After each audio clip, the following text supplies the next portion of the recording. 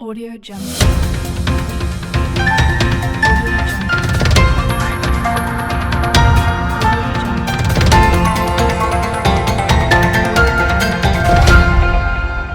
Audio Jungle. નમસ્કાર, Saurashtra vision ન્યૂઝમાં હું એન્કર દેવ્યાની આપનું સ્વાગત કરું છું. ચાલો જોઈએ આજના સમાચાર. કેશોદના કણેરી ગામે કૂવામાં દીપડાનું બચ્ચું પડી જતા મોત.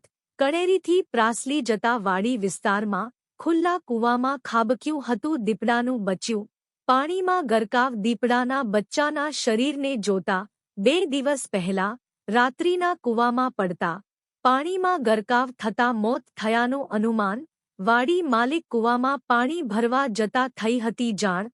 વાડી માલિક ડાયાભાઈ ભાણાભાઈ ખાનપરાએ ફોરેસ્ટ વિભાગને કરી જાણ. આરએફઓ સહિત વન વિભાગની રેસ્ક્યુ ટીમે ઘટના સ્થળે દોડી જઈ દીપડાના બચ્ચાનું કર્યું રેસ્ક્યુ.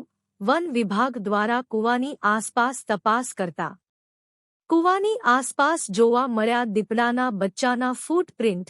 વન વિભાગ અધિકારીએ દીપડાનું બચ્ચું 1 થી 1.5 વર્ષનું હોવાનું જણાવ્યું. રિપોર્ટ જય વિરાણી, રિપોર્ટર કેશોદ. જી આપનું નામ? ડાયાભાઈ ભાણજીભાઈ ખાનાપરા. બરાબર. શું થયું તમારી આ વાડીના કૂવામાં? વાડીમાં સવારે 8 વાગે મજૂર લઈને આવ્યો, પછી કૂવામાં પાણી સિસવા ગયો 9:30 વાગે. પછી જોયું તો એમાં દીપડો મરેલો હતો. પછી બાજુવાળાને મેં કીધું કે અમે ફોન કરશે આપણે જંગલ ખાતાવાળાને આ બાબતે આવી જોઈ જાય. પછી લોકો આવીને કાઢી ગયા છે. અને મૃત છે કે જીવિત છે? મરું જ છે. જીવનને સારું અને ભવ્ય જીવવા માટે ફક્ત રૂપિયાની જરૂર નથી. જો તમારી અંદર કલા અને કૌશલ્ય હશે તો તમે બધું જ મળી જશે.